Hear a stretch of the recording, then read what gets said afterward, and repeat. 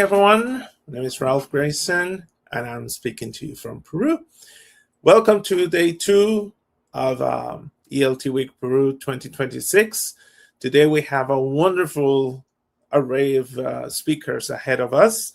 We'll have speakers from Madre de Dios, from Lima, and from Mexico. There's 4 sessions today, 2 in the morning and 2 in the afternoon. First, we'll hear from Jose Villarroel, who's joining us from Madre de Dios. Then we'll have Karina Febres from Lima, Jedith Monroy from Mexico, and Maria Esther Linares from Lima. So before we begin, let me remind you, please, that safeguarding is a priority for the British Council. So you're welcome and encouraged to share your comments and questions, making sure that you maintain a respectful and positive communication, remembering not to share any personal or sensitive information. Please notice that any harmful, violent, or inappropriate comment will not be tolerated. And if you feel that you need to report a concern, please do it through the QR code that you can now see on the screen. That takes you directly to a reporting mechanism in a platform called Clue. Our goal, of course, because of all, based on all this, is to enrich your teaching practice and to provide tools for the betterment of the education in our country. So the first session today is going to be delivered by Jose Armando Villarroel.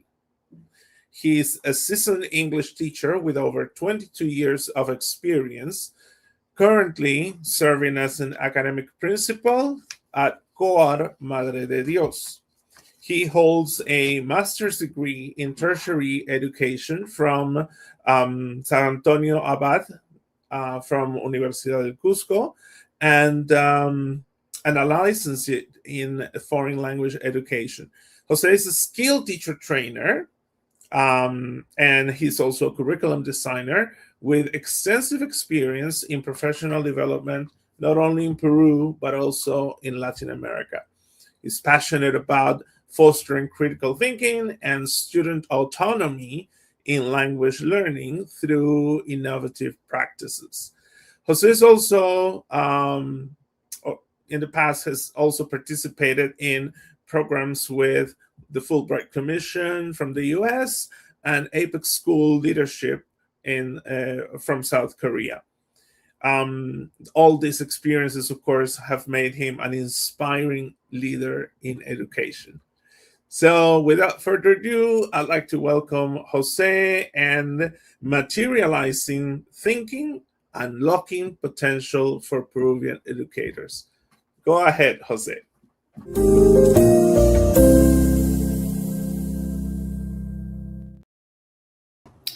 Thank you very much, Ralph, for those nice words, and thank you for having me today with you. Good morning, everyone. So today I'm going to share with you some experience I have learned during these years of working with teaching English.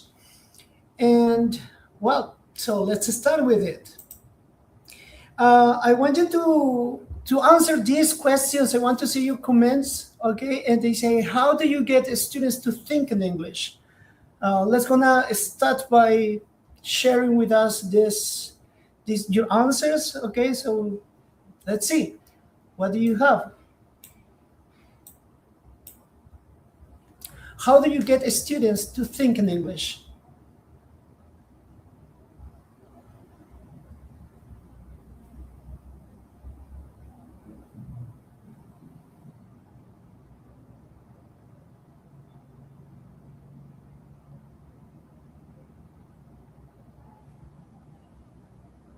Let's start with it. Okay, so that is a question we're going to start with. Okay, so how do you get the students to think in English? I want to see your comments on the chat.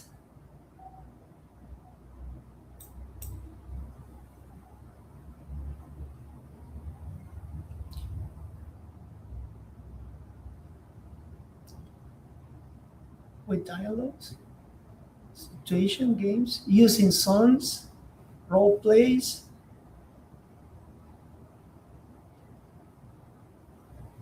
through immersion, talking them in English, with questions, exercises, with games, role plays, songs, with realia, that is a good one, yeah. Use many dialogues, okay. Very good, okay, very good, very good. So, during these years, I've been one of the things that comes to mind when evaluating students. So, how do I evaluate my students to reach those high order thinking skills? So that we have the HOTS, what we call the HOTS, and then we have the LOTS. And now, how do we make it? How do I apply that Bloom's taxonomy in my classroom? How do I evaluate it? So during these years, I came across with thinking routines. Now, and thinking routines have helped me to make that thinking, those ideas that my students had in their brains, to crystallize in real. I mean, like, most of our students are afraid of speaking, are afraid of expressing because of lack of, well, actually many barriers like grammar, like vocabulary, like grammar. Your students, our students, they freak out and they stop speaking because they don't know how to express themselves, how to use English, how to think in English. And then that is what I say. Now I learned to use thinking routines in my classroom in order to make those ideas visible in the classroom. So this session is about it, okay, using thinking routines in the classroom to materialize thinking, yes, to concretize, to crystallize those ideas and making them visible for us. Okay, so we're gonna do this first activity that it's a 30-second Spark routine. That it's called. Okay, so we are gonna look at the picture here, and I want you to answer this. Okay, so based on this object, think of one adjective that best describe your teaching style. Okay, I want to see in the comments. So an adjective that best describe your teaching style. Look at this object. Okay, look at this bridge. Okay, this is a bridge, and I want you to think of one adjective that best describes your teaching style. Okay, so let's see. I want to see in the comments. Okay, in your comments. Okay, so just one adjective. Okay, just one adjective that best describes your teaching style, but based on the object. Okay, based on this bridge.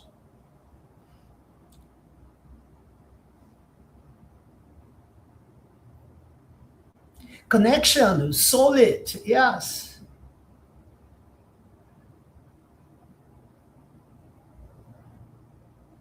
Planned, that's a good one as well. So it's one adjective that describes your teaching style. Dynamic, yeah, based on the object, yes. Structure, yeah. Balance, cooperation, that's good. Creative,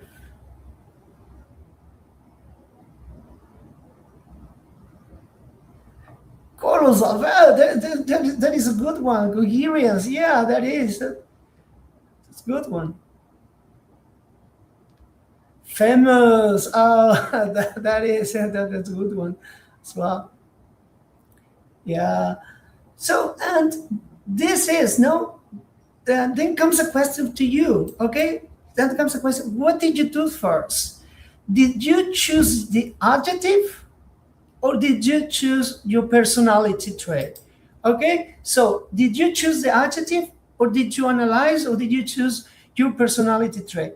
Okay. So, what did you do first when answering this question? When you were like having the idea, okay, so what's my teaching style based on this object? What did you do? What did you choose first? The adjective or analyze your personality. So, what was it? Was it the adjective, or do you analyze your personality to answer the question? You go first outside of you or inside you?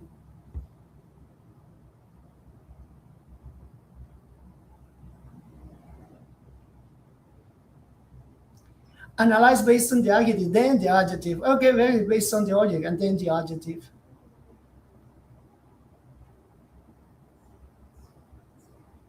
What did you do first? Did you choose the adjective, or then you analyze the personality? Did you go to the outside, or did you go to the inside?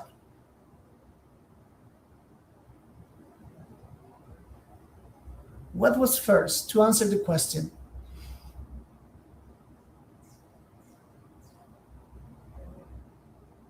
The inside. Okay, it's good. So then,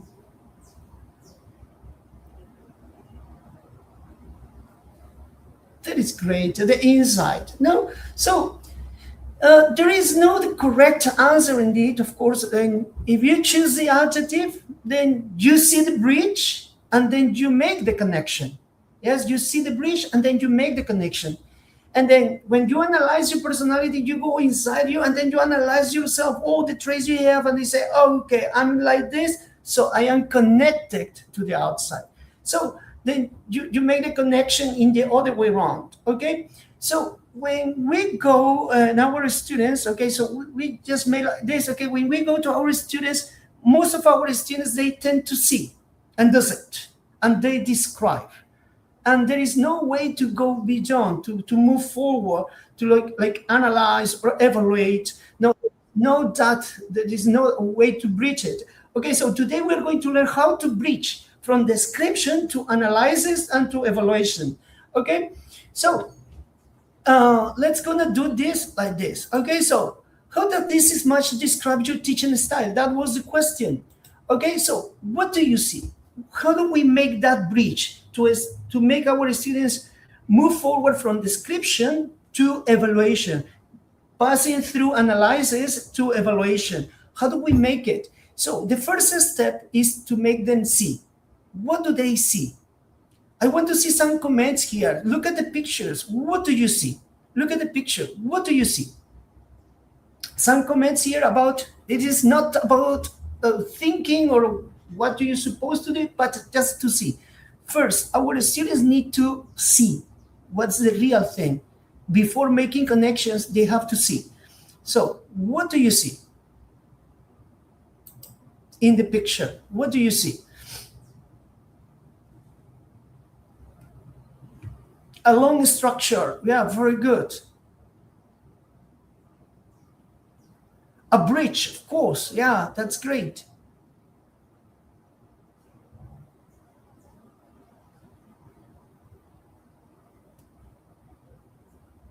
Yeah. Okay, so what do you see? I see a bridge with many cables. Yes, a well-structured bridge. That is what you see. Now, let's move a little bit. Let's go move forward. Okay, and then go, what do you think? Now, what do you think? It is not just to say, to see, to describe, but now we're going to think on it.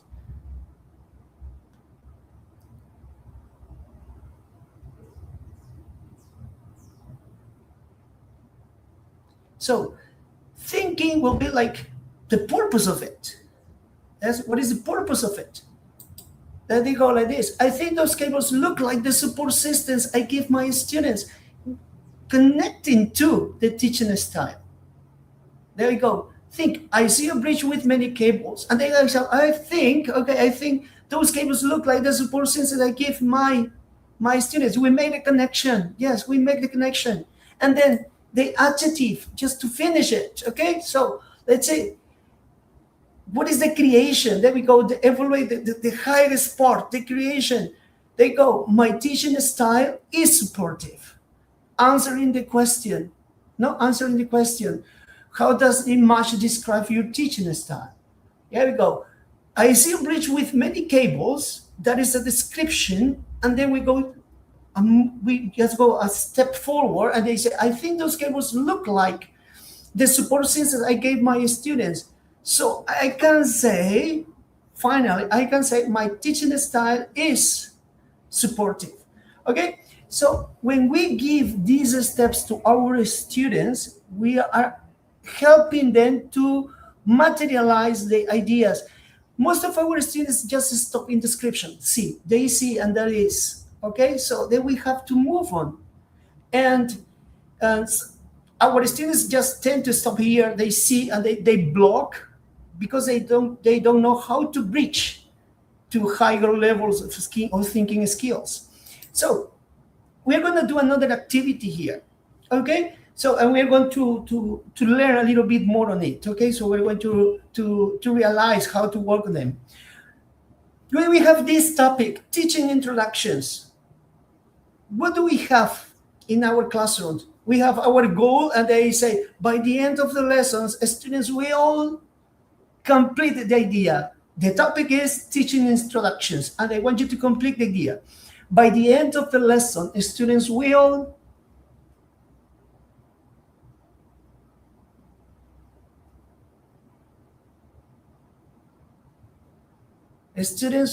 I want to have like 1 or 2 comments here. They say the topic is teaching introductions. By the end of the lessons, students will,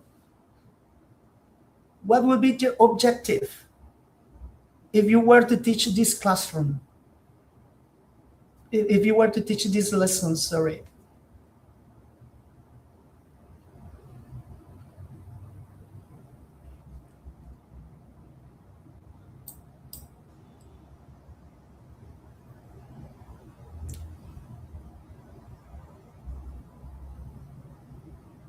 So the topic is, okay, the topic is teaching introductions. Okay, yes. By the end of the lesson, students will learn to introduce themselves. Okay, there we go. Make connections. Yes. Think critically. Okay, that's good. Now, there we go. When we have, in any common class, when we teach introductions, we got like this. Okay, so, and Peter, my name is Victor, but it's a drilling activity. Yes, a drilling activity. Yes, there you go. We will be able to introduce themselves. When we teach introductions, most of the time we go our students to repeat something, the outside of them. Today, I'm going to give you a key to make students reflect and be aware of their process of learning from description to analysis. Okay, so analysis and evaluation. Okay, rather than repeating, not a repeating activity or echoing activity. We say my name is, and everybody says my name is, my name is, my name is, or I am 15, I am 16, I am 14. No, we go more than it. Okay. So there we go. This is a routine that it's peel the fruit. Imagine your students are fruits. Yes. What is in the outside? What is in the outside of your students? In the outside of the students, there we go. The person indeed. So in my outside, I am Jose, my name. So what is the outside of me? It's what everybody see in me. Okay. So that it's what it's clear to see. Yes. Now, what is in the inner layer? Okay, in the inner layer, we have something that we can predict from our students. Okay, we can predict that he is a student.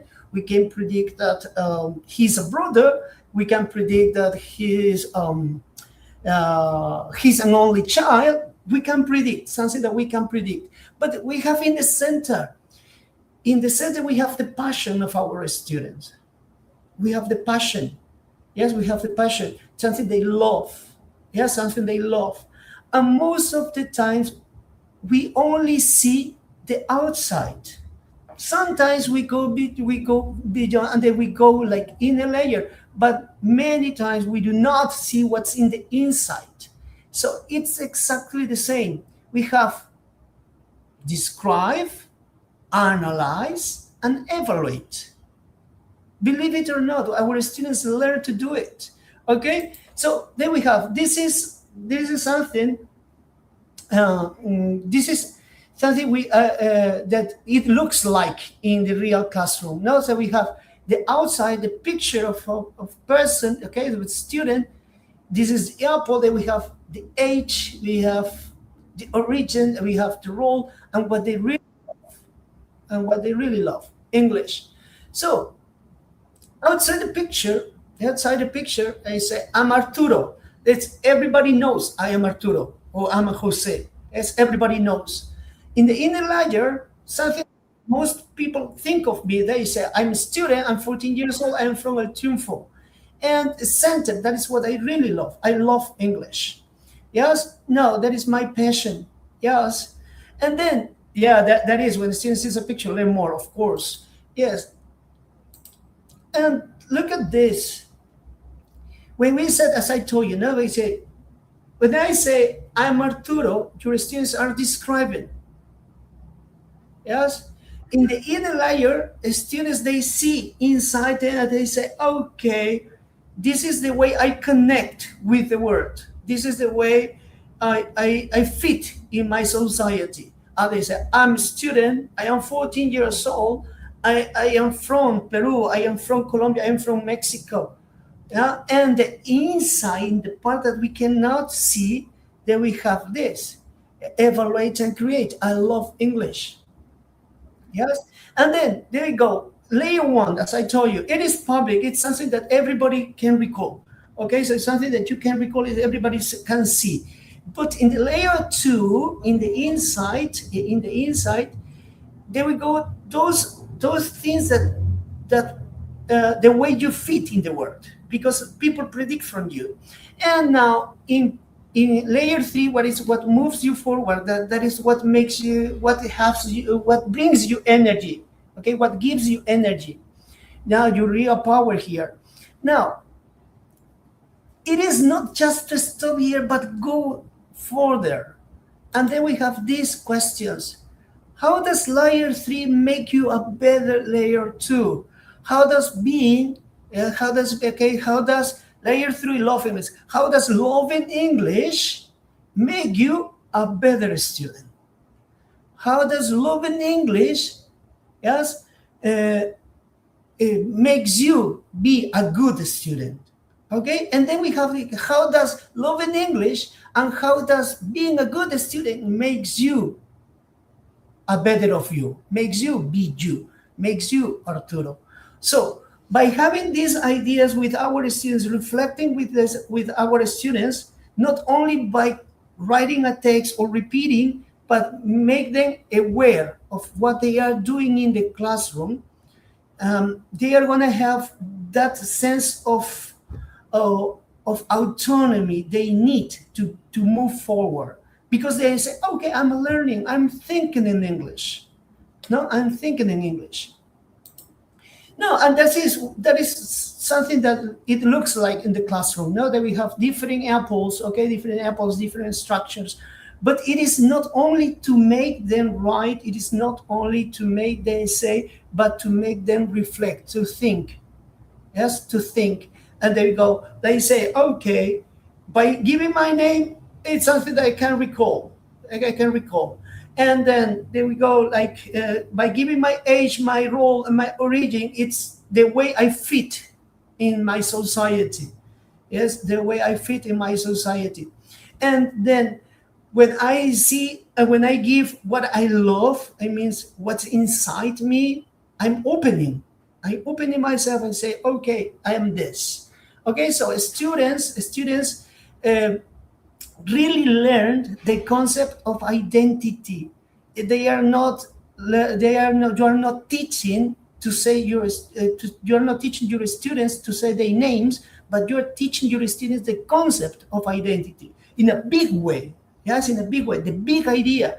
Because when teaching introductions, as I told you, most of the times it's just an echoing and repeating activity. My name is, I am. But students do not reflect on the big idea and the big concept. And the big concept is identity. Okay, by using these thinking routines, we help our students to do that, to move forward.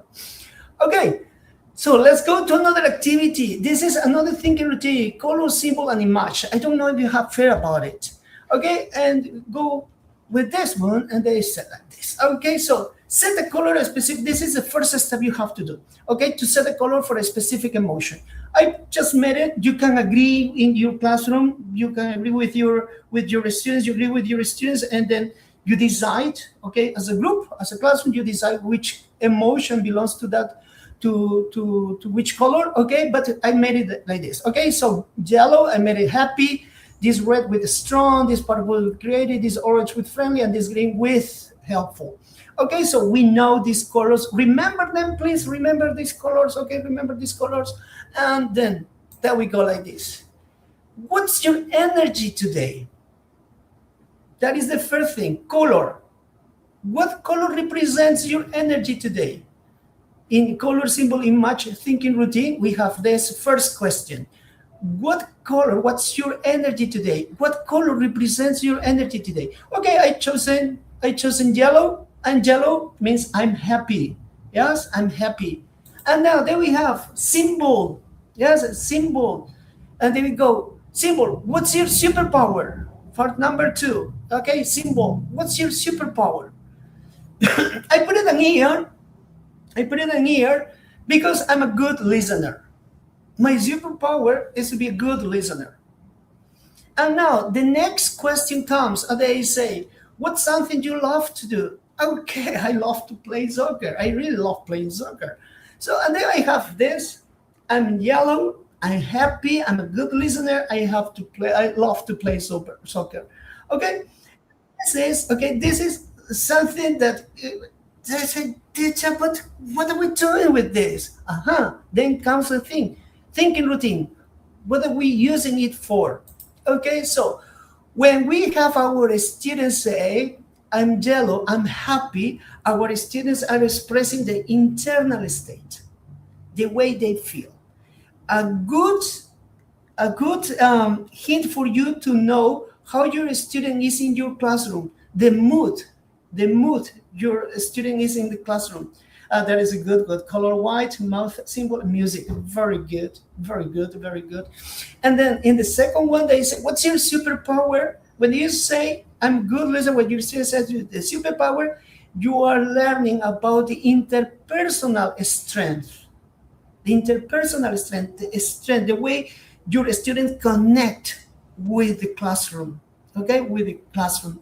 And then we have a love to play soccer. Similar to the previous one, there you go. You have the source of renewal, the source of energy for your student. You know how to hook them.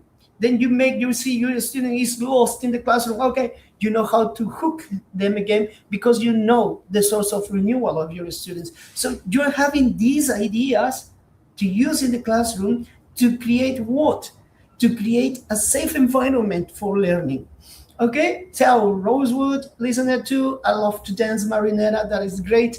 And now, moving to Bloom taxonomy.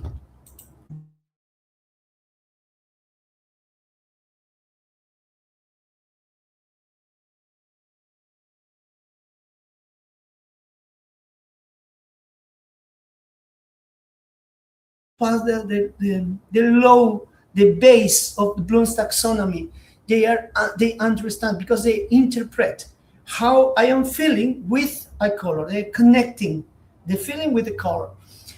They are not, when your student says, I'm yellow or I am red, you are not teaching a color. Your student is not saying a color. Your student is saying how he feels or how she feels in that moment. Okay, expressing their feelings.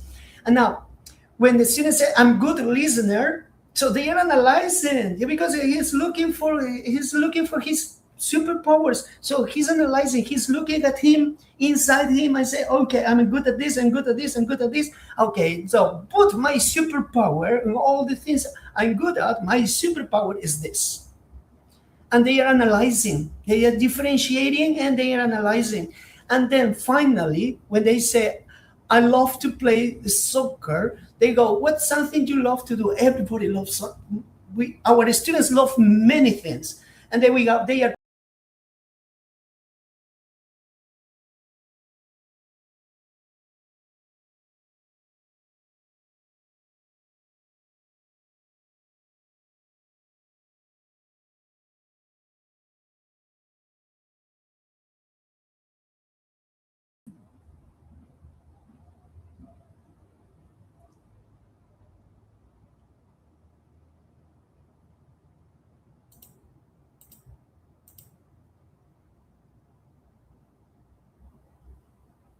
I'm back again. So sorry, I'm back again, back again. Can you hear me?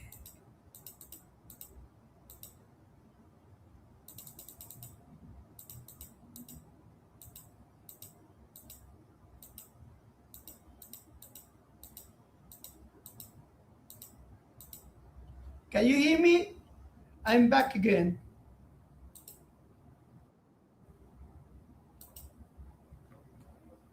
Okay, that is great. Yeah, thank you, thank you, thank you, Rosa. Okay, so let's continue with it. Okay, so we learn, we are teaching our students to evaluate because they are judging. They are like picking, they are internalizing, they are seeing what they are good at, and they say they evaluate. Okay, this is something that represents me. This is something that I really love. They are expressing the inner side. Okay, and this is something like it looks in the classroom. No, the way it looks in the classroom. Look at your students are expressing many things just by drawing and giving just short statements. It is not necessary to have that barrier. Okay? Your students see grammar or see vocabulary barrier, like something, okay, I don't worry about grammar, I don't worry about vocabulary, I can express myself by picturing or by using simple statements, and then I express myself. And the way it is to bridge, how to bridge. For example, if they say, okay, we go, I'm yellow today. And they say, okay, and then you just said, okay, my students learn to say, I'm yellow. No, then comes a question. What makes you say that? Then you connect, you bridge. Okay, you bridge. They say, if you say, I'm red today, teacher, I'm red today. Okay, what makes you say that? No, what makes you say that? And then you bridge, you push your student to express, to continue expressing. No, there they go. They have these ideas. So that is the way that's it looking, the way it looks in the classroom. Okay, so as I told you, when you say a color, the student is not learning a color; it's expressing how they feel. Okay, so when they got the symbol, there we go. When good listener, you know your student is expressing the way you giving you an idea how to teach them. Okay, and then we go the image. They go. They say this is something very important because when your student said, "I'm good at soccer," you have to value it. You have to value it because your students will have that sense that the communication with you is not that vertical but a horizontal. You are the master in the classroom teaching English, but your student is a master playing soccer. So then you make a connection, a horizontal communication, and therefore a safe environment for learning. Okay, and there we go. Like this. This is another routine. Okay, this is another routine. If you had to describe what is happening in this scene in one sentence, what would you say? Okay, so look at this picture. If you had to describe what is happening here in this picture in one sentence, what would you say?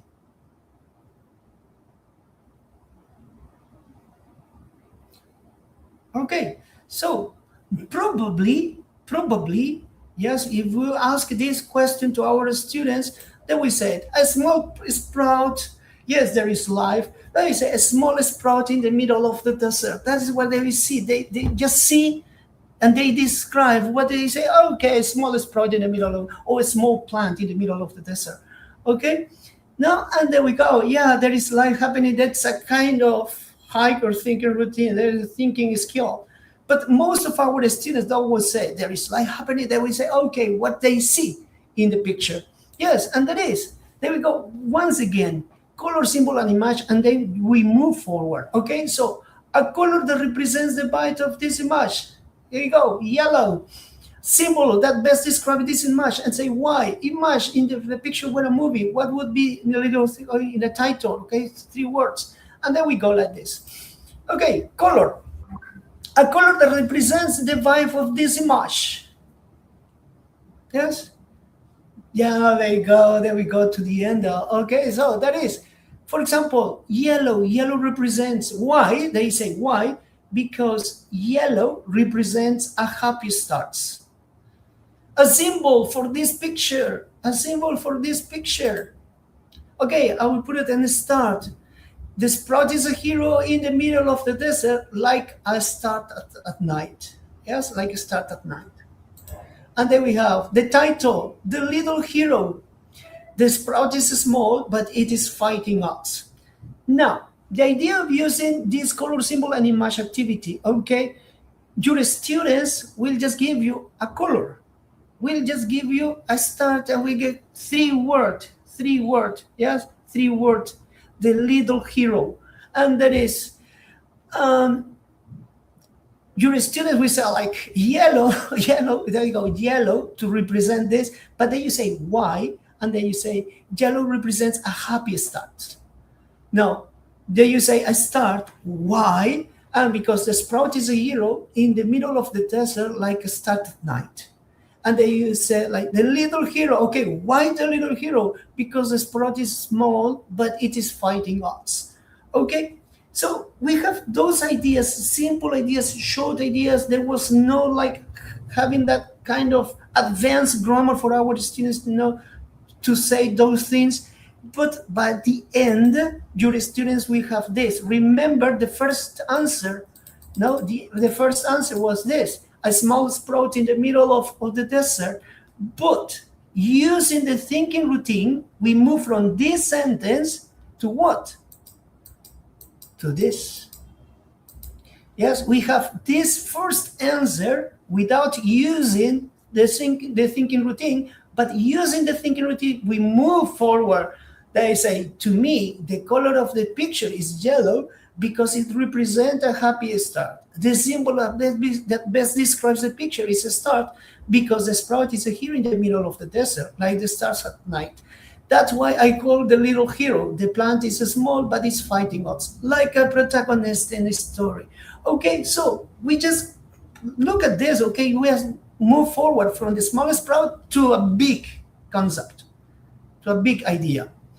Okay, so and there we go. Like the next activity, I'm gonna make it shorter. Yes, and this is a circle of viewpoints. This is a very good strategy to foster empathy in the classroom. Okay, so if we make this question, is homework good or bad? Okay, so the answer will be not the same for everyone because we got different ways to think of it. Because okay, like for example, one teacher will say, "Is homework good or bad?" I say homework is good because it helps my students it helps my students to practice, okay, to be better. But I can say I'm a teacher as well, and say homework is bad because I have to check many papers at home. Okay, so there are different ways to say it. So, and that is the rich part of this thinking routine, because we have like, is homework good or bad? Different points of view from the father, from the teacher, and from the student. And then we have like this, the context. You know, a teacher says, I think homework is good because I want a smart child. Father, no, because a smart child. The teacher will say, I want the student to learn, but the student will say, I want to play. Okay? And what happens then? Okay? So it's homework good, but we have to step inside that person role. So I want to say, like, I'm looking at homework through the eyes of the father. I'm looking at homework through the eyes of the teacher.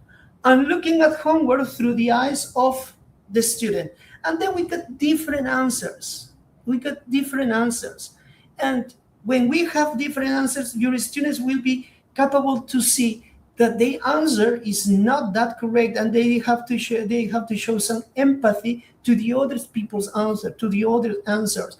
And that is the way they construct, and then you create a safe environment. As I told you before, you create a safe environment for learning. Now, and then we have something like this. Now they go, I'm a teacher, I want my students to learn well. I think homework is very good because it's extra practice. It helps me see if they understand work. But there is always a but.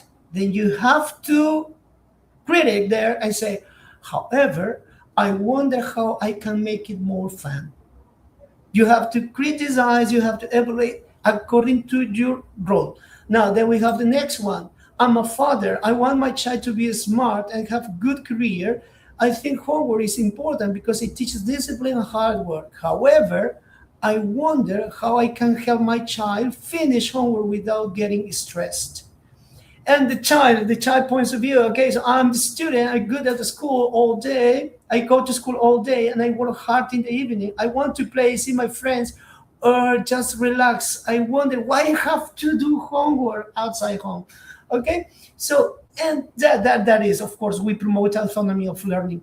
And now when the students see those answers, they analyze the different opinions, they analyze those different opinions. When they see those answers, they say, okay, so I think as a teacher, I understand why the teacher is giving me homework. If you see as a teacher, they say, okay, I understand what my student thinks about giving them homework. And when the father says, okay, yes, I also understand what about homework is and the way how to help my son at home. No, so then we have these different students, different ideas, and our students can broad. They can open the minds and see that it is not a correct answer. That is a good way to say it. There is not a correct answer, but many different answers that can construct one single answer. Okay, so and that is what we have here in the classroom. No, so this is something that we have in the classroom. By the end, we have this. Okay, and as I told you, by using circle of viewpoints, we build autonomy. We build empathy in the classroom. We build empathy in the classroom because students will see as a human story. They say it's not just an answer, but it's part of the story of a person. Yes, it's part of the story. They say when the students reflect, oh gosh, my teacher is tired because he has to do lots of homework. Has to check lots of homework at home. Okay, so he's reflecting and building up empathy with other person. Okay, and of course they go like there is no correct answer, there is no wrong answer, no correct, no right, no wrong answer. Students build up, as they say, they build up autonomy. Yes, because they feel safe in the classroom because their answers are valued. Okay, so that is now that just connecting. Was forgetting here, connecting to Bloom taxonomy. I'm looking at through the eyes of understand. I think homework is because it's analyzing. I wonder when the critic question, there we go. I wonder when you say however or but, they say you're evaluating. You're evaluating.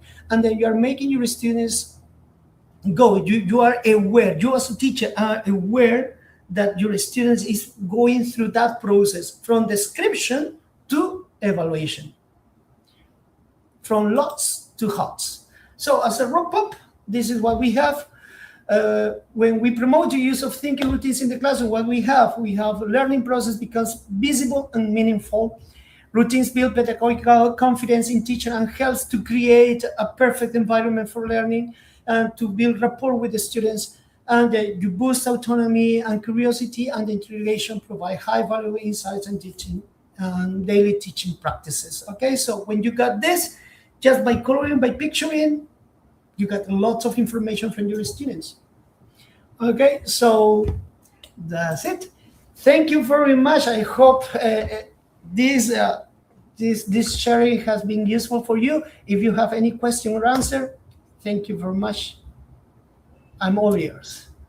Thank you very much, Jose Armando. I think this has been a very insightful presentation. From the comments in the chat, people have appreciated this interesting and very practical approach to making students speak, right? Helping them speak and elaborate on answers, right? Rather than, just retrieving short answers like yes, no, blue, white, rather than doing that, I think you had a perfect example there, going from, a 3-word answer to a more elaborate, kind of output from them based on this wonderful strategy. Thank you very much. I think it's now time for the audience to make questions. Yes, I invite all the people in Facebook and YouTube that are watching this broadcast. Please type your questions in the chat. We are coming, you're coming in our screens.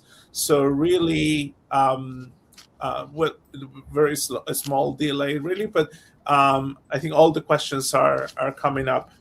To begin with, I think that there's a question more about your opinion in terms of the age, right? Which age group do you think this is more convenient to apply to? Let's say if we think about early years, primary, secondary, from your experience, what would be the ideal age group to like fully implement this? Okay, there is no an ideal age for this, but the way to practice it, okay, to make it as a routine, to make this strategy be routine in the classroom. So rather than thinking the age, I highly recommend to use the classroom little by to use the strategy thinking routine in the class little by little in the classroom and implement in different topics, different things, and they will go like. Students will empower with them, and then you're gonna see like you spark the idea when you say when your students use a thinking routine by their own, rather than teaching them. No, but there is no correct age on it. Okay, so you can use it any age, but little by little. I mean, Of course, right? According to what students can produce, I guess. yes. Mhm. Yeah, right.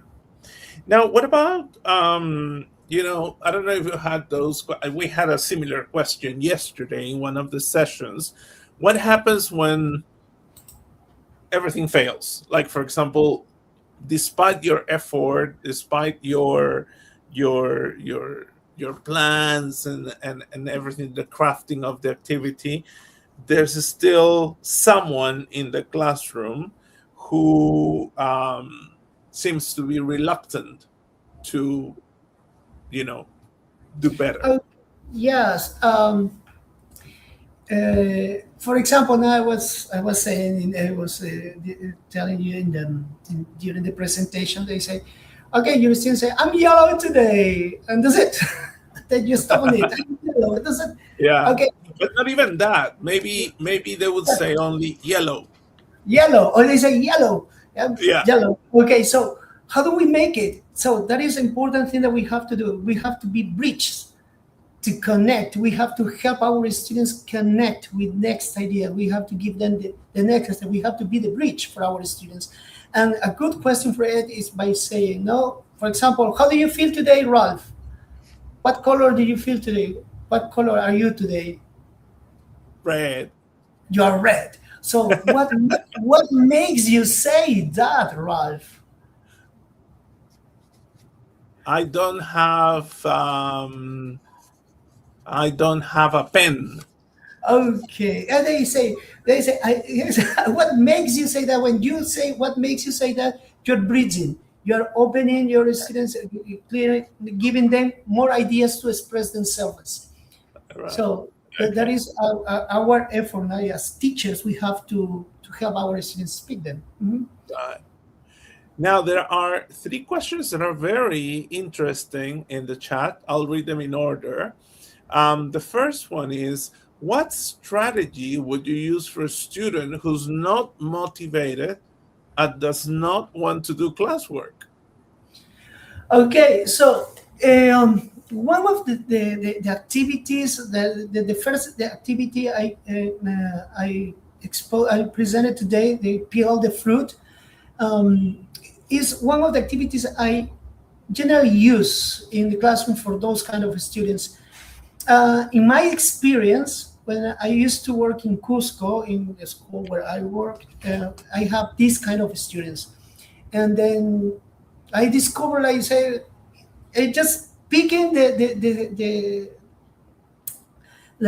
classes, the lessons I met in my that succeed with my experience, that I succeed in my experience. So I have those students. They didn't want to do anything because they even say I hate English.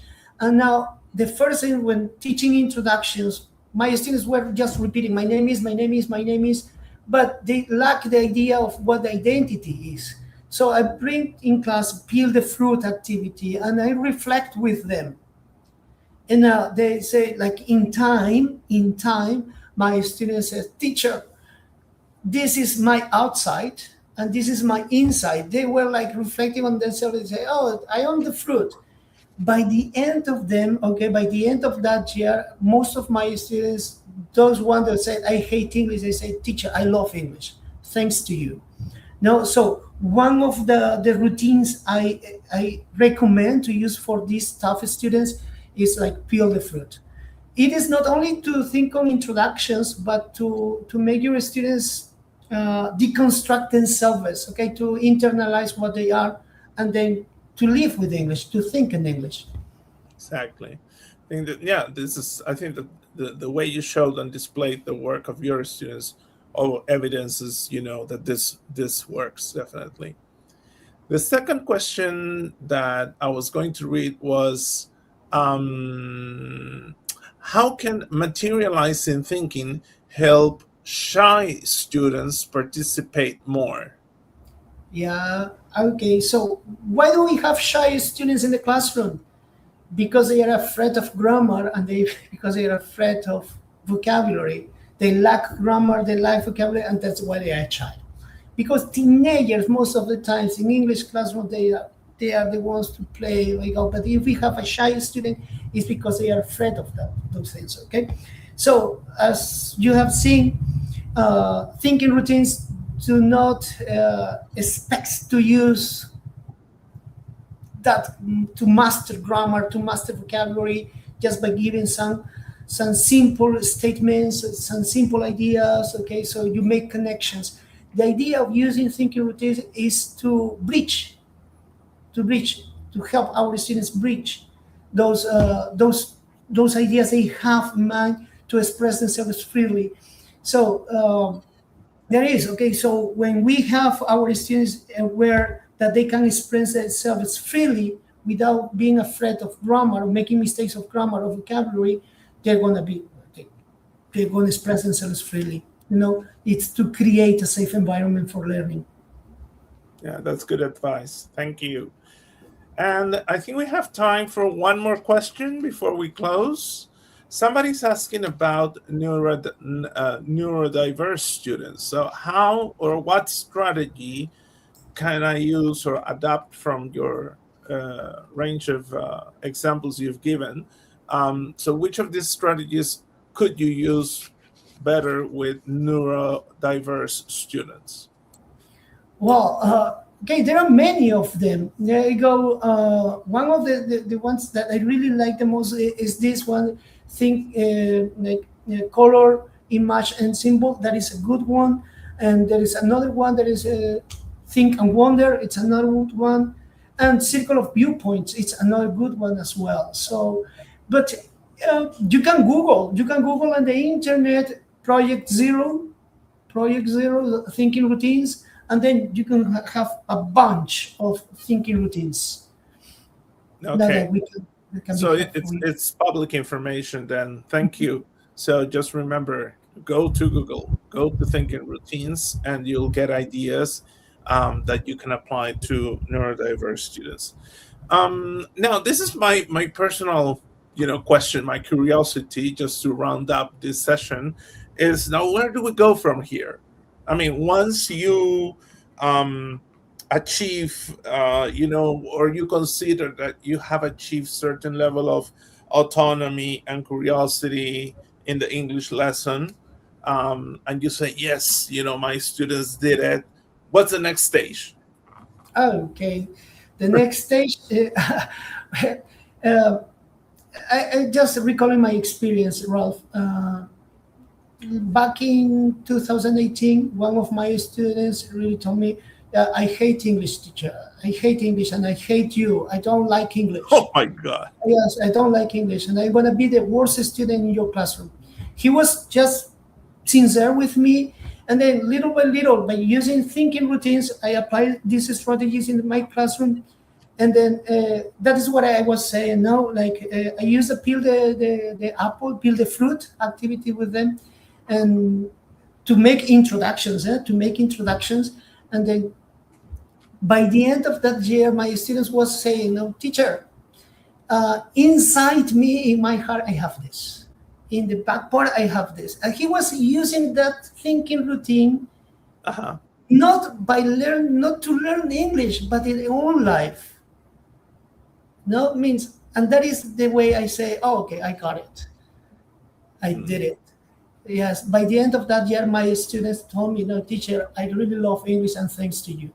So I think that is the next step. You know what I mean? Like when your students use those thinking routines not only to learn English, but in different aspects of their lives, that is the next step. Right. Yeah, I think that goes in line with what the British Council says. I mean, we always aim to have an impact on students' life, on people's lives, right? On everybody who works with the British Council, anyone who works with the British Council will always aim at making an impact on their lives. Not an immediate impact, but sometimes there's a lot of legacy in the work we do. And we see it now, for example, with this event where so many teachers that have worked with us in the past are now back as leaders and speakers, people who are a reference in their regions. Thank you very much, Jose. I think it's been a great session with lots of positive comments and interesting questions. Thank you to our audience. Before we close the morning, the first morning session, because after Jose, we will have Karina Febres, who's following on with the help of my colleague Juan from Colombia. Before we move to the next slot, remember that any information about certificates and how you can get a certificate from ELT Week Peru will be shared on Friday, okay? On Friday, on the last day of the conference, all of you will have access to a questionnaire where you'll have questions about your preferred way of contacting, your name as you want it to appear in your certificate, etc. But mind you, it is necessary to attend the conference in its totality, okay? For all those who wish to have a certificate. That's one thing I wanted to mention. And the next thing is just wait for those emails every day that will be issued by our marketing team with the program of the day. Every day, for those that have registered for the event, you will receive an email with the program of the day with the different sessions and the links. Thank you very much, Jose Armando. I never asked you if you prefer Jose Armando. I've seen that you go by Pepito. Yeah. Yeah, I got so many friends in the chat. Thank you very much, everyone. Now we have a 5-minute break before Karina comes in. Okay, just 5 minutes and we'll be back. Bye. Bye.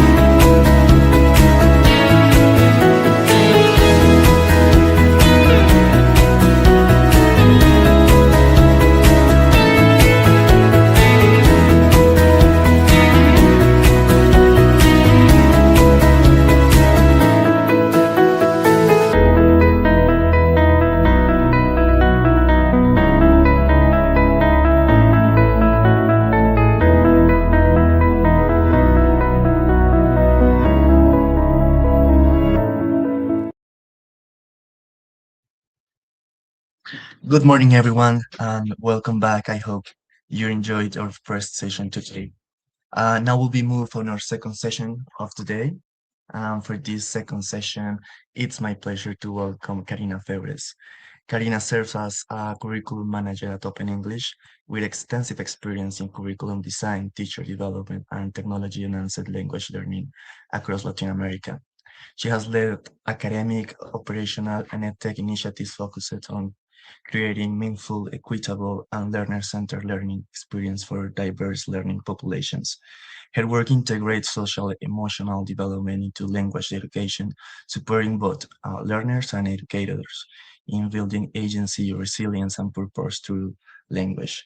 She's currently pursuing a PhD on impact of digital storytelling on English language learning and social emotional development in vulnerable youth, and it's committed to advancing human-centered innovation in education. So, Karina, thank you very much for being with us today, and the floor is yours.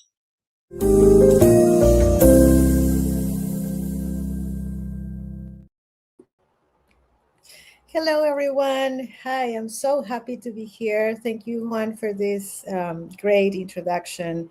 I'm really honored to be part of this event because it helps me reconnect with the ELT Peru world, and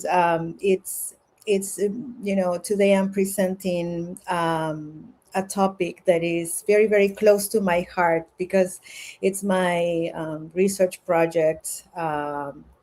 Presenting my research project for my PhD, I wanted to choose a topic that would be impactful, not only for, like as teachers, we normally want our students to succeed in the language, but I wanted them to also succeed in their own lives.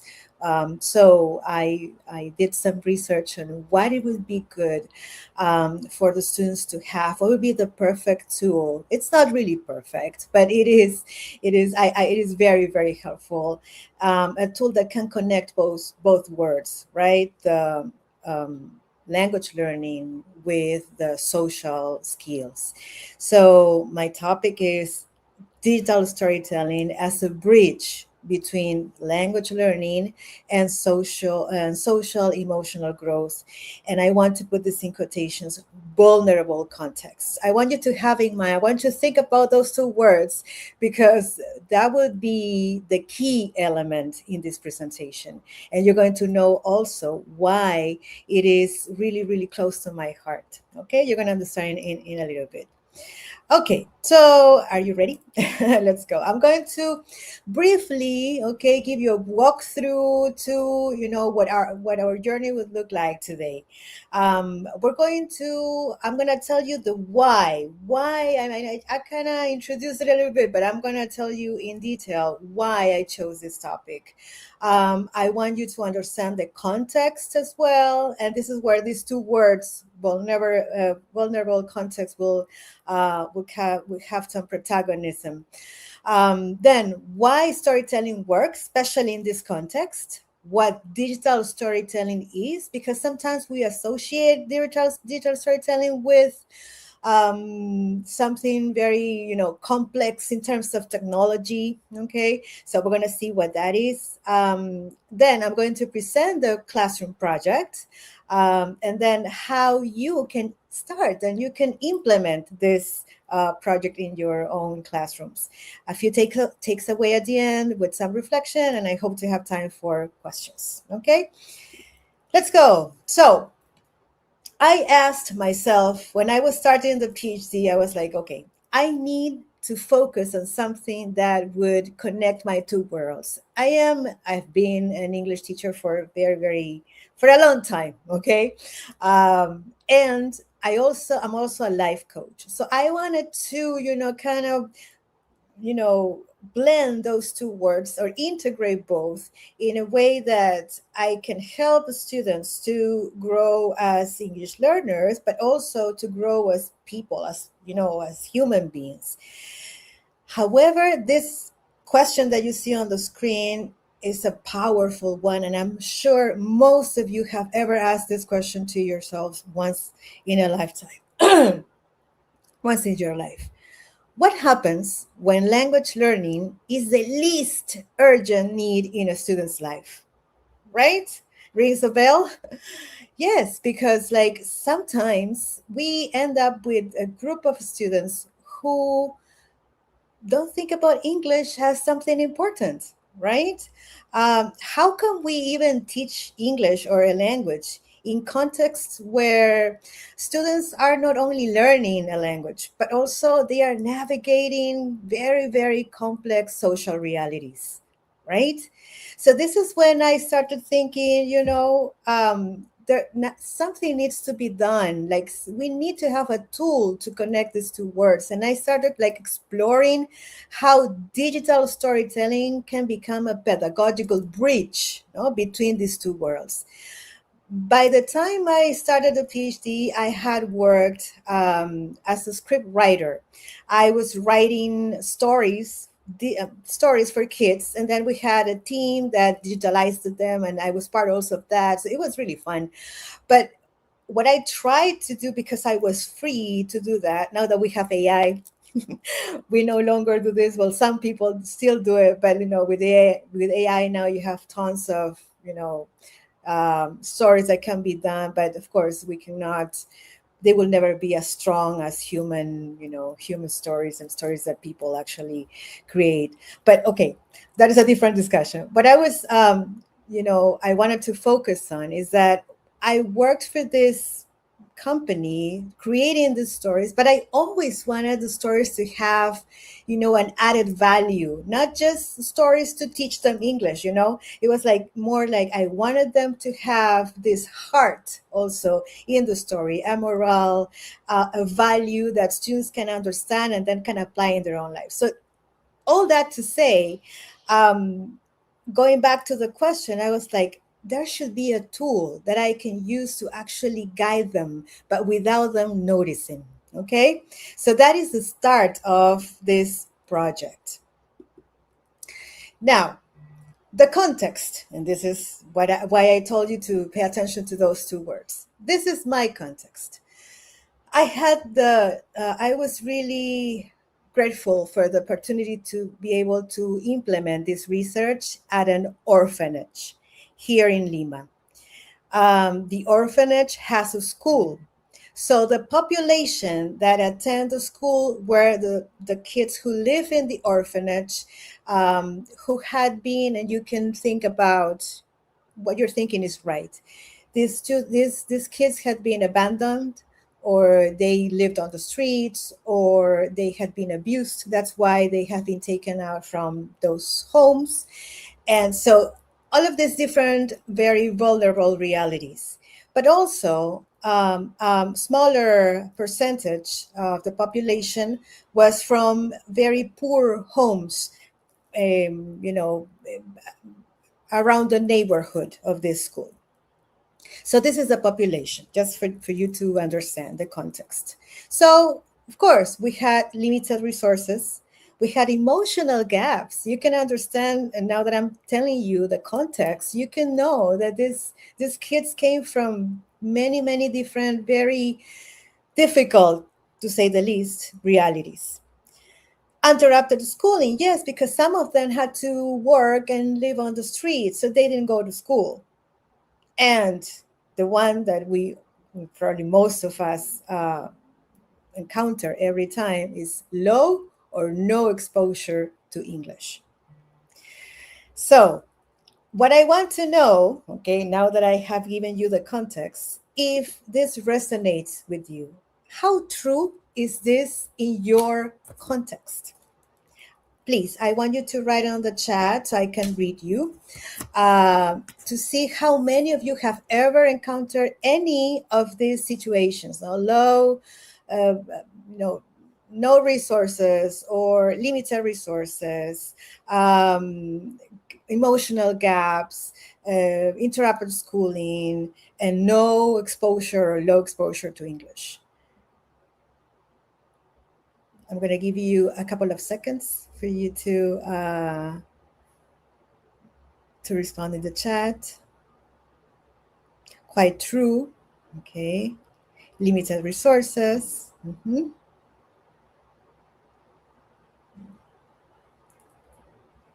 Yeah, definitely not an appropriate learning environment. Yes, yes, Maria Luisa, I completely agree. Limited resources, emotional gaps. Yeah, I know my context was, like really vulnerable, but I'm sure that in every in every class that you have, like there's always somebody with more with a more difficult reality than the other one. So yeah, low exposure to English, emotional gaps, limited resources. Yeah, yes, voluntary teacher. Great. Thank you, Marga. Yeah. We need that. We need, and I'm here also to promote that. Volunteer work is so rewarding. Limited resources. Oh, yeah, true. So Pedro says students feel forced to do it without any motivation and interest. Difficult that they want to improve day after day. True. Low exposure. Similar. Okay, great. Yeah, so we share the same. I mean, I'm sure like most of you also, that even the ones who are not writing on the chat, you also share the same context. Let's go beyond. Okay, let's go a little bit further. So the real constraints now that I wanted to, implement digital storytelling. So with low resources like no language labs, no individual devices, one projector, the one that you can see on the picture, that's a real classroom. Actually, that was not a real classroom. I had to ask for the auditorium because that's the only place where they had this projector. One shared laptop, and then besides that, special needs, because some of the students had some cognitive conditions. So that was also something we needed to deal with. So now I'm going to ask you again, with all this, like being more specific, because some of you said limited resources. So maybe I don't want you to elaborate a lot on that, but does this look familiar? No language labs, no individual devices, only one projector, and of course, special needs. I went to same situation. Okay. Low exposure, lack of motivation. Yes, low exposure to English. Okay. It looks like my classroom. Okay, Romy, thank you. Yes, I know. Yeah, which makes me think that this is going to be good. I mean, this is what you're going to see today. I'm really hopeful that it's going to be something that can help you out, because out of this context, within, not out, but within this context that we're looking at, that very vulnerable, I got to use no like expensive tools or paid accounts or things like that that can make you think that this is impossible. Okay, so all of this can seem like limitations at some point, but don't feel discouraged, because this actually pushes to rethink pedagogy, right?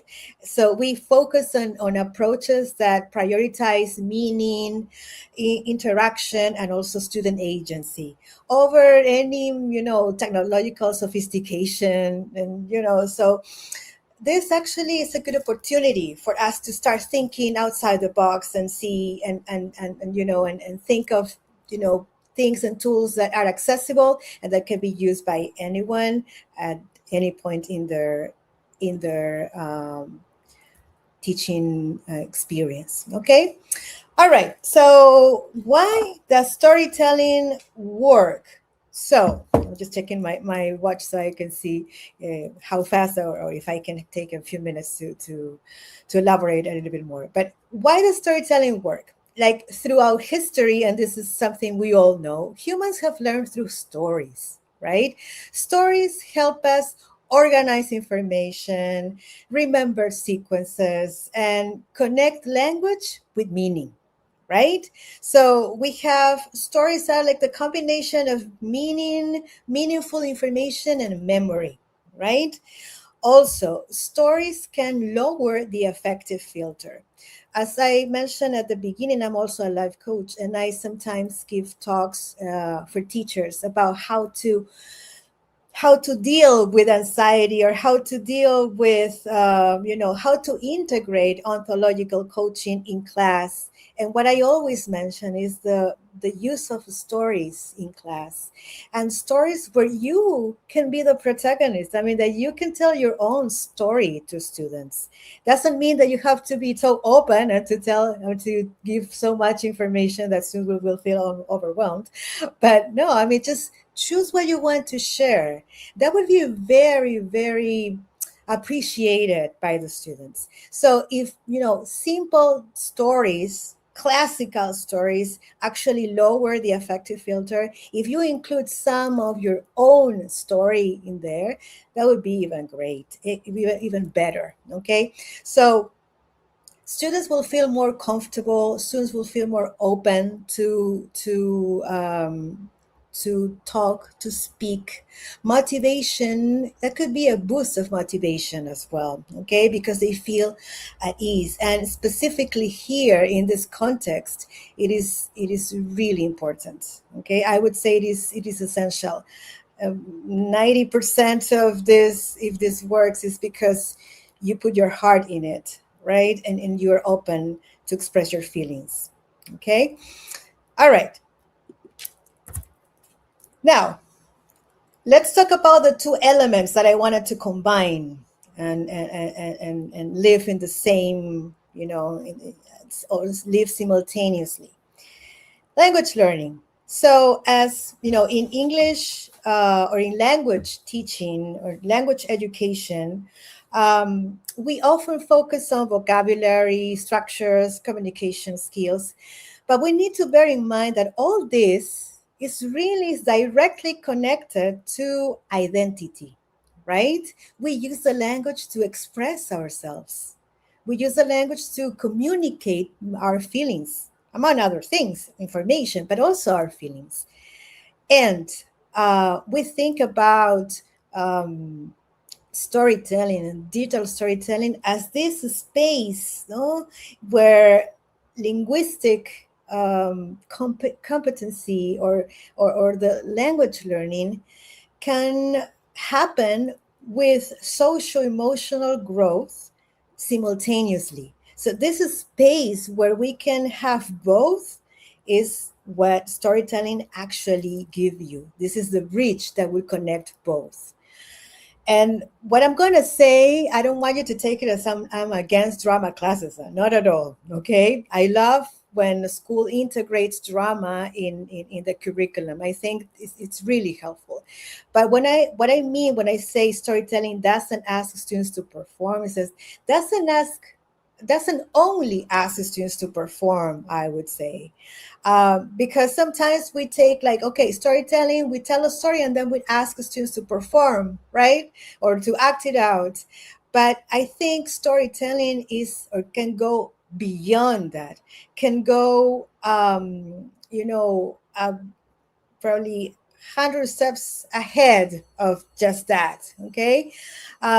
Because it would invite them to express themselves. It would invite them to create and to have a voice, right? Because social emotional growth is all about having a voice, feel that they have a voice in the classroom. Also, it promotes collaboration and, of course, intensifies empathy. Okay, which was really hard to tell you the truth in the context I had. So now you know this bridge can be, I mean, storytelling can be this bridge between these both. But I want you to think about digital storytelling as a tool that is accessible. So digital storytelling doesn't refer to these fancy tools with very complex technology, and that these tools are expensive and that you require a high level of expertise in terms of technology, or that we expect students to produce perfect English. No, of course, there are a lot of beautiful digital stories, like use all these fancy tools. But if we are talking about the same context, this vulnerable context, we want to apply this and we don't have the resources, we can still do it. What is it that we need? Or what is it that it means? Digital storytelling is short narratives. It can be short narratives. And the short narratives that we can use with the help of images, voice, and simple text. As simple as that, okay? Then I think this is the most important part. We're going to switch from a teacher-centered class into a student-centered class. And I think that's the most important thing, and especially going back to the original question of what is English is the least important thing in the world. I think traditional instruction is kind of disconnected with that. But if we innovate, for example, with using these kind of tools, then we change this and we have student-centered classes in which student is the protagonist. So the process would be the most important part of the whole project, okay? Not the product. The product is fine, and we're going to see the products that my students actually produce at the end. But the process was, what the most meaningful part of the project. What are the tools I actually used? And I'm going to try to go faster. So very simple: a computer, my own computer, my mobile phone, that is not a fancy one, okay? Simple apps, no paid accounts, free versions, PowerPoint, and voice recording. So this is all you need, okay? If you can show images and record a voice, you can do digital storytelling, okay? So I want you to have that clear. So that is not that we just move away from the concept of, like, oh, this is too difficult, or this is too fancy, that I need resources. No, I'm going to show you that you can use this, you can do this without getting too fancy, okay? It does require planning though, okay? So it's not just like, it won't happen overnight. You will have to plan for it. I'm going to tell you how, okay? It's not difficult either. All right, so this is my project, okay, and I'm happy to share this with everyone, anyone. At the end, I'm going to give you my email address so we can talk if you need further information, because I do want teachers to implement this because this works, okay? So the name of my research is this, the project actually is This Is Me, okay? Because I wanted students to figure out who they were, okay? Like, in the few classes, because I didn't have more time. I wish I had more time, but in these few classes that we had, and in the whole project and the whole process, I wanted them to figure out who they really were, okay? This is very powerful, but and it would require more time, but at least this is my first attempt. So it was an 8-week English workshop. The thing is that I was not a school, like a school teacher at the school. I was like I didn't want to say that, but I was a volunteer. And it was after school class that we had. It was for 8 weeks. Actually, normally these workshops only last 1 month. I requested for an extension of that so I can have at least 2 months to work with these kids. And I also asked the kids if they were willing to do that, and they agreed. So I was, happy to have them at least for 2 months. These children were in 4th grade elementary school, and within the context I already described. I had 2 groups. One, my control group with no storytelling, and this group with storytelling implementation. I will focus today only on the storytelling group, okay? All right, so this is me. So it started all with them drawing, okay? So this is all I needed, okay, for this project. This is all you need, okay? 1 or 2 images, as you can see how cute they were, okay? I asked them to draw, I'm going to explain that in the next slide. So I only needed 1 or 2 images, okay? 4 sentences, 30 to 45 seconds of voice recording.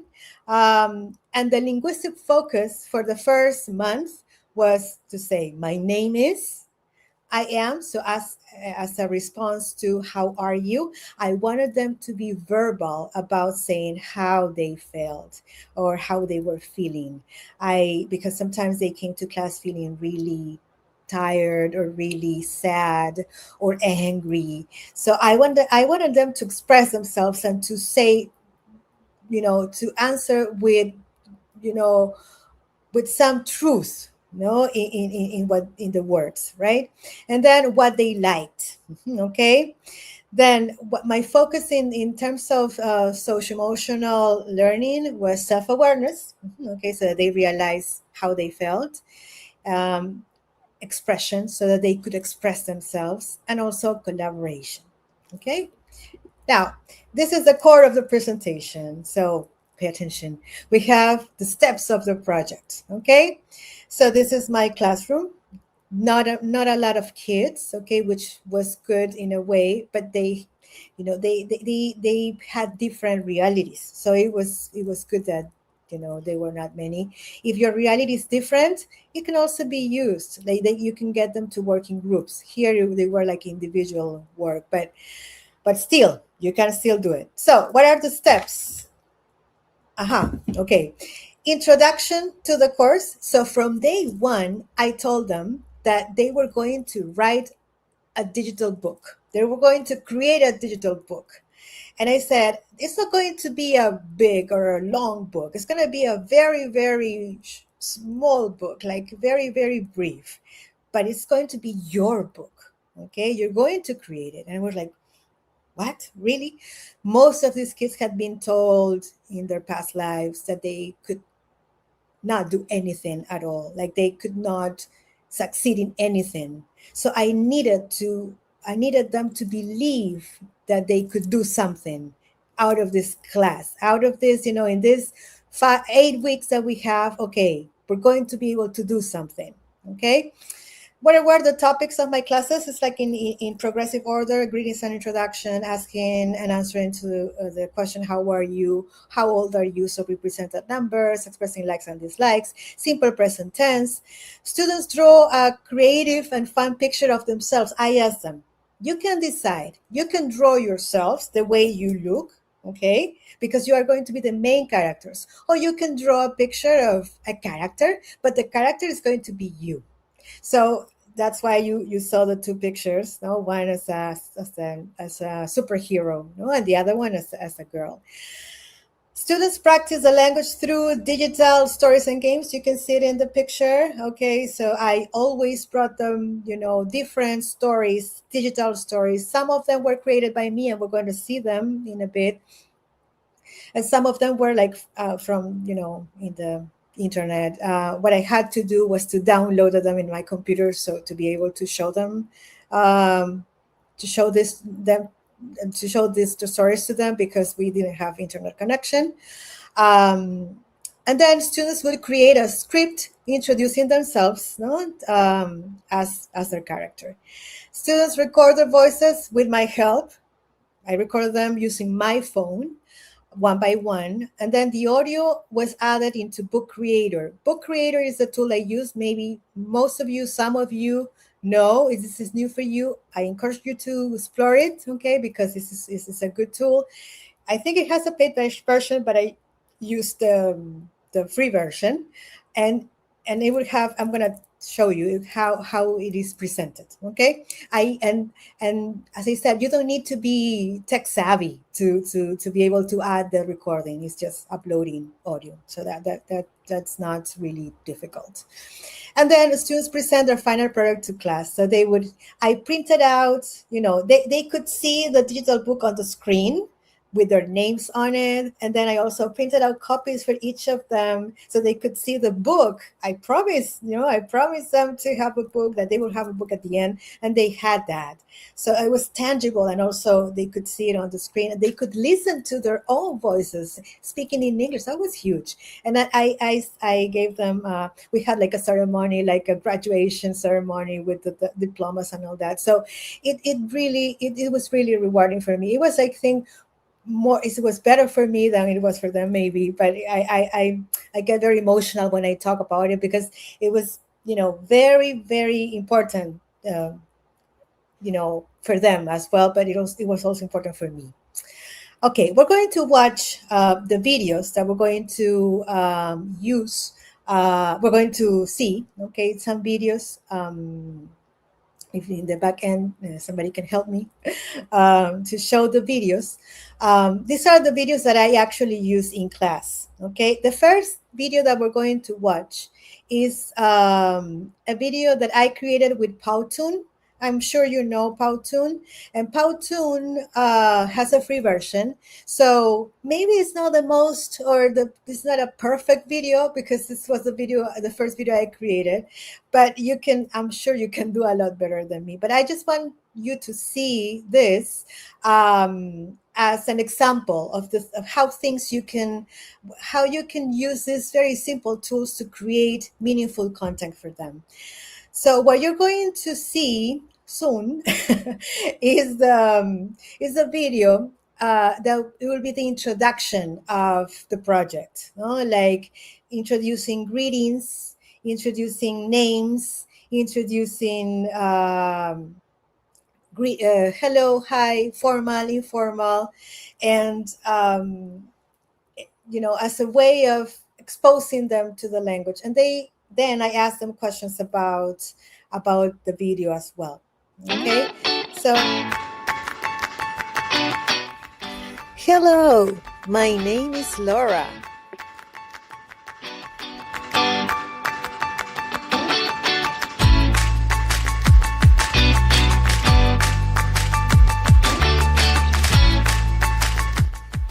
Hello, my name is Max.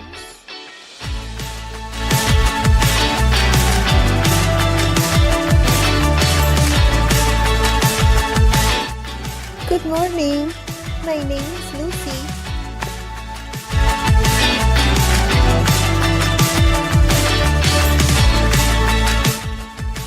Good morning, my name is Rose.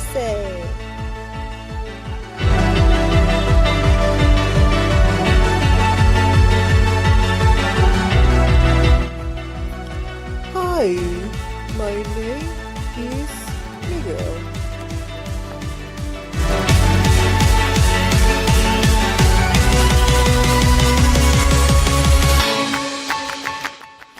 Goodbye.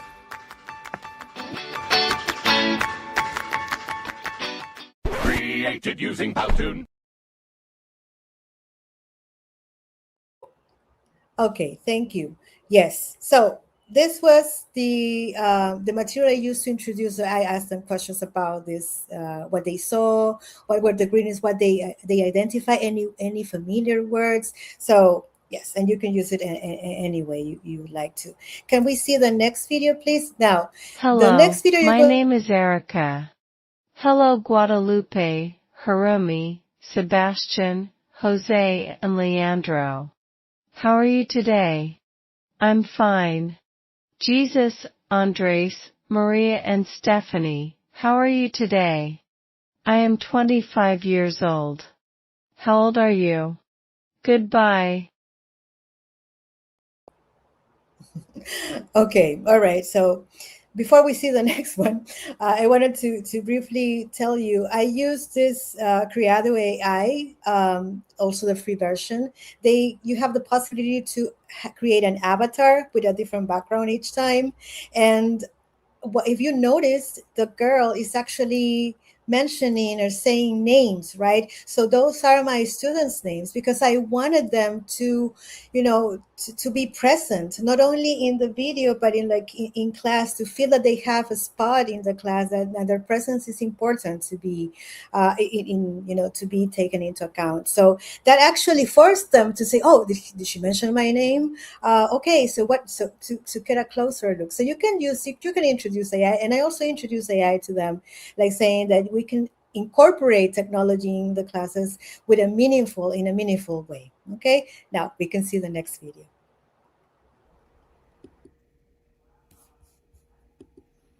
Hi, I'm Lizzie.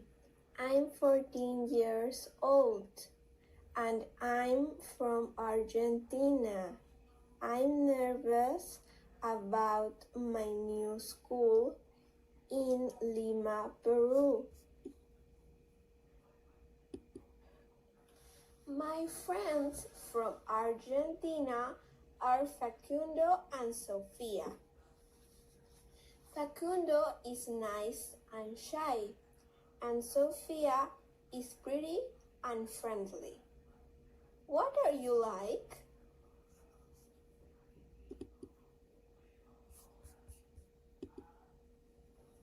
In Peru, I'm a new student. I'm nervous. I want to have many friends. What are your friends like?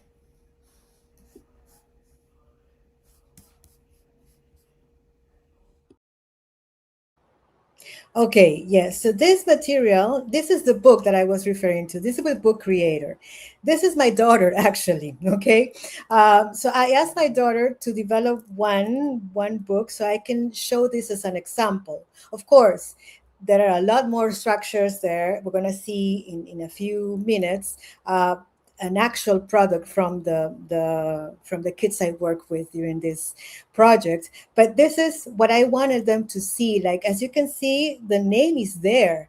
So that name, it would like they were going to be able to see their names there and on the screen, and they will listen and to their own voices, and everybody will acknowledge that, like, oh, you see, I can speak English, okay, so I can use this, I can use these phrases, I can, so this is like the first stage. I would just take it as the first stage to wonderful things that can be done using digital storytelling. So that's why I'm encouraging you guys to implement this and to maybe plan it more carefully, like throughout the year, so you have more time, so you can do wonders with this. Now, the next video is going to be one of an actual product from one of the students from that school that I told you about. Hello, my name is Brian. I'm happy. I'm in 10. I like pizza. Goodbye.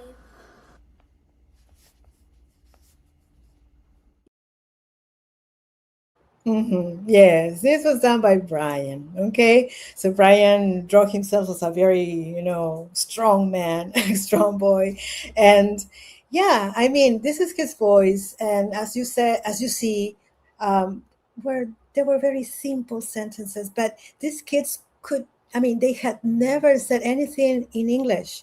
This was huge for them, and the possibility. And you see that there are a lot of clicks like this. I had to record my screen to be able to show this to them in class because there were no internet connection there. So I had to download it. I had to download this and then show it on the screen in the school.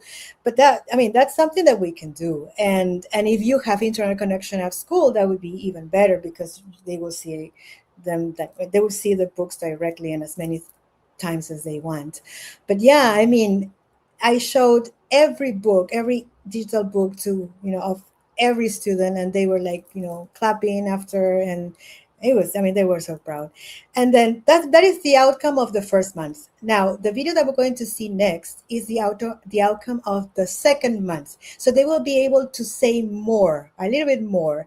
Now, before we see it, I want you to know that this kid, this girl whose work I'm going to present, she was very shy. I mean, she, even in Spanish, she was like, covering her mouth when she spoke, and she was really shy. But since this was a recording, that she was not on camera, and she was like, and not presenting in front of the students, she could say things, right? For this particular book, I asked them to think about story, like a very simple one with the vocabulary and the structures that they know. They would just say things like, okay, I have a friend. I want to talk about my friend. And I want to talk about a day where we got angry at each other, and then when we reconciled, and then we were happy again. So, of course, they could not verbalize all that, but just with simple sentences, they could explain the situation. So, this is what she came up with. This is my friend Marina. For a third part, we play together.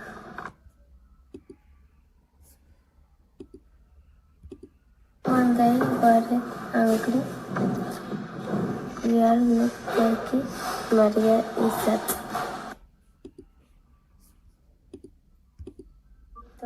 We are friends. We are happy.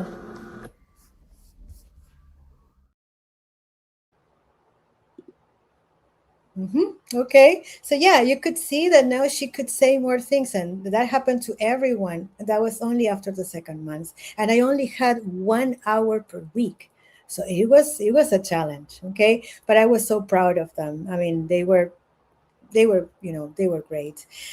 Okay, so now, because I have I think 5 minutes, I'm going to go back to the presentation. Mhm.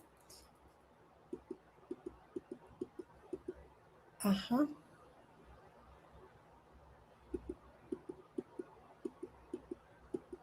Okay, what changed? So after the intervention, let's say, I felt that I had more. I mean, the students could participate more. They started taking more risks in English.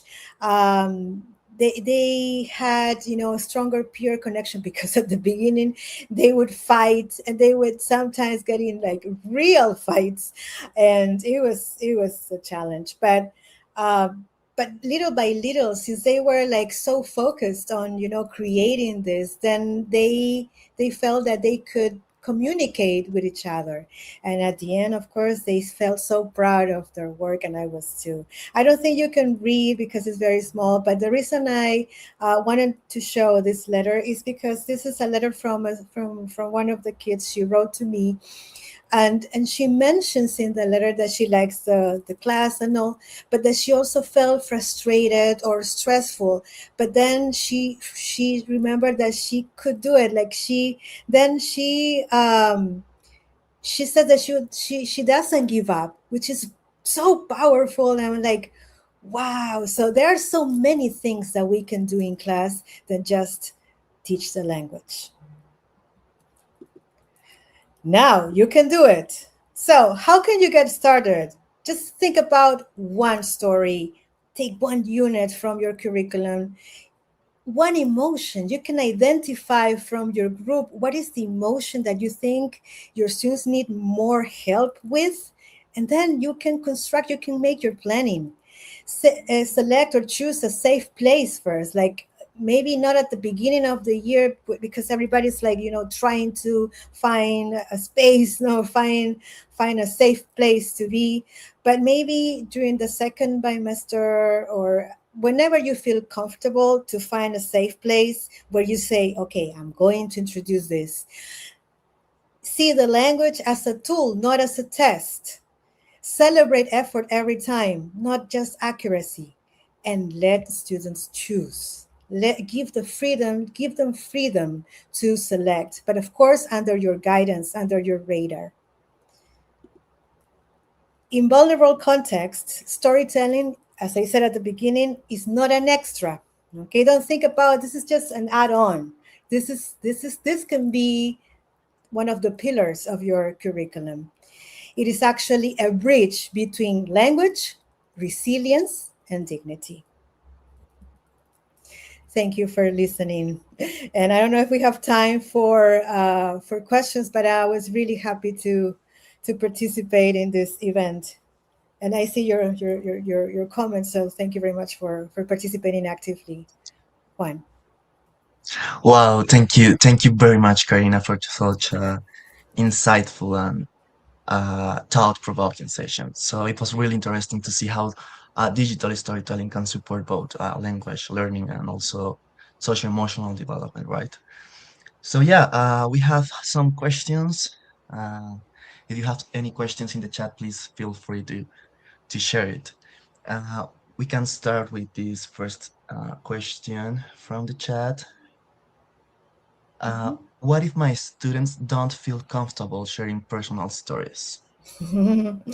Yeah, that is actually what happened. Like, as I said, even in Spanish, like, it was for them. I was new to the school. I was not a, a formal real teacher there, like they could see every time or every day. I was like the stranger coming into their classroom. They were taken out from their safe place, that was their classroom, into this big, auditorium. So I think what we need to do first is to build confidence just by telling them that they will be able to do great things, but that we will go little by little, that we will go, that everybody, this is a safe place, a safe area where they can make mistakes, where they can express themselves and nobody will judge. So, and I think the key point here is that if you are implementing storytelling, it's like letting them choose, letting them have a voice in the classroom and construct from, go from there, building each step from what they decide at the beginning. Yeah, this is very interesting.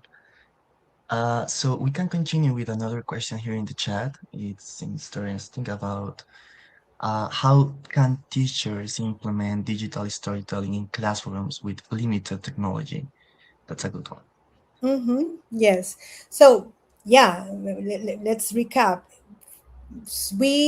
I had no, this classroom only had a screen, like a projector and a shared laptop. So if you have at least your laptop, and if the school has a projector, that would do it. Okay. If you don't even have a projector, then because I was told that we didn't have a projector at the beginning, so I was like, oh, okay. So I was going to take my laptop and then get everybody, like, sit very close to each other and then just look at the laptop. But fortunately we had a projector. If you don't, you can just have your laptop. As I said, for digital storytelling, you only need images, and the images can come from drawings. Okay, so you don't need, I showed you Powtoon, that is free, that you can do that you can use it to create digital stories. You have some AI resources as well that can help you create avatars. This is given that you have internet connection. This is your planning, though. This is what teachers can do before they start the session. They start implementing this. But in the classroom, you just need your laptop. And then I saw one question about the recordings. Yeah, I use my phone, and the phone normally has this voice apps or like recording the voice. So I just click on record and I record the voices, and then there was a file created. And then I just added that file into the book creator, where I uploaded the image and then the audio. So it's nothing really difficult to do. So yeah, with very simple and very low cost resources, you can do storytelling. Amazing. Yeah, thank you, Karina. We have another question here. It sounds very accurate. Uh, how long does it take to implement a digital storytelling project within a regular class schedule? That is interesting. That depends on what you want to prioritize. Like, when you define your objectives, like, this is, I would take it as let's say, when you plan a whole session, like for, not session, but your curriculum, all of the units in the year, I would implement digital storytelling as a way of presenting the language, so that at the end you have a product. But the process, as I mentioned, is what matters in the end. So I would implement it as a tool, right? Like, you're going to be presenting different topics. Let's say, introduce yourself, family, I don't know, where are you from, well, countries and national, all these units that you will be presenting. Like, it would depend on you how the vehicle you're going to use probably can be digital storytelling. So that could be how you present this, the tool that you would use to present these topics, or it can be taken aside as a project, maybe as okay, so after this number of units, at the end you can have, okay, we're going to have a project. We're going to work on a project for the first half of the year. So you can that goes back to planning. So you will have to decide on what topics, how you can blend those topics in a way that then the vehicle they will use in order to have an outcome is digital storytelling. Perfect. Thank you, Karina. I think we have enough time for another question, right? So I see people, you mentioned a few tools for creating videos or audio, and someone in the chat is asking if you could mention them again so participants can apply them in their classroom, in their own context. Yeah, I used Powtoon, the free version. So you can create a video. You can select the characters. The beautiful voice that you heard was mine. Okay, doing different voices. I had to pretend to be a boy. I had to pretend to be different girls. So, but that's fun. I mean, and if you have, your family can even help you with that, like your husband or wife or kids can intervene and can be part of that as well, because that Powtoon allows you to upload audio. So that is fun. Okay, so that is good. The other thing I used for the AI was Creado AI, and you will have an avatar. You have different avatars. Some of them are premium avatars, so that means that you have to pay for that. But some other avatars are, from the free version are pretty neat. So I think that you can use them, and you can write a script. You can have a script done. This time I created the script so simple because these kids needed, very simple structures. The second video that I showed that is with this avatar, this lady, she sounded a little bit robotic to my taste, but well, that's what we got. Like this was like presented probably by the third class, because I wanted them first to see, to identify the greetings, to identify some numbers, to identify the words that express as feelings. So this was like, okay, I want you to see how much you can understand, and with the added value that this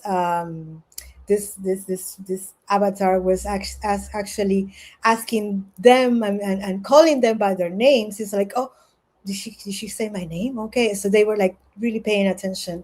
So, and then answering the question. So yeah, that was the other one. And then I used Book Creator, and I saw that in the comments that some of you know it, and it's good, and it's not difficult to use, and as I said, you can print it out as well. I don't know, if you don't have so many students, you can actually print out a copy, and they will have the evidence, the tangible evidence that they have been the creators of this story or of this this product. So yeah, those are the ones.